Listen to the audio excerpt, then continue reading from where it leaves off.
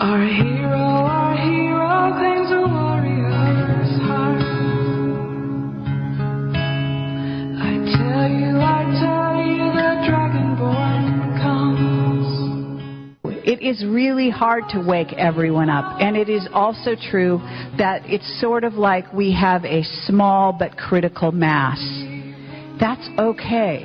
Do you know that we don't need everyone in this room? Let's say all of you were sleeping, and one person who was awake walked into this crowd. Because of the nature of humanity and the nature of that thing, you want to call it glow or magnetism or whatever, it spreads. It's contagious. It's amazing. And if you put that person on stage, like let's say John Lennon, then hello, we're waking people up in droves. And they don't even know why they're waking up. It's just like turning on a light bulb. Suddenly, it starts to make sense. And you've got to keep questioning everything. Question me, question Camelot, question everything. Do your research, though.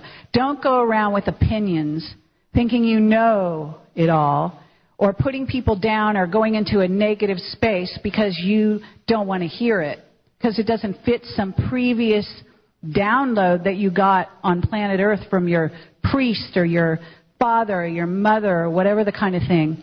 You know, bottom line is it's all trash. You decide, okay? Because you're the ones here, and you have the equipment to do so. What are you capable of? Because that's really the bottom line, and that's why you have the oppression on Earth that you have at this time. Because there are ET races out there who want the resources, they want your genetics, and they want to control you. Why? Because they know that if the tables are allowed to be turned, then you may end up controlling them. Now, I don't recommend that, but I just want you to know that the potential of the human vehicle, as you may call it, is virtually unlimited if you view it in this fashion. You have two paths to choose from here on Earth at this time.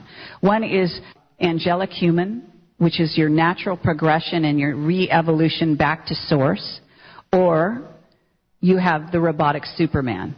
And the robotic Superman is the path that the military-industrial complex, the secret side of it, has decided to go.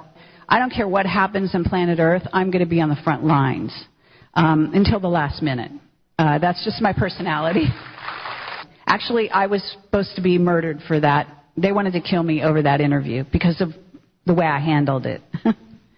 And they were not happy with the fact that even though he denied what I asked him, there's a sense where you can ask a question as a journalist, and even when the person denies it, it's obvious they're lying. My job is to get the truth out, okay? That's the bottom line. Now, I don't violate secrecy either. I keep confidences, but I do put the truth out for you to know. It probably will get worse before it gets better, but there is a light at the end of the tunnel, in my view. And I'm out here on stage and talking to you and doing what I do in Camelot every day, and I work a lot. And I have to say that I'm doing this because I believe we have a future. That this rendition of humanity, this seeding, has every chance of making it through. That for the first time in all the seedings of humanity on planet Earth, that you guys are going to make it all the way. Okay? And so I'm putting everything I have behind that. And I want to make sure that happens.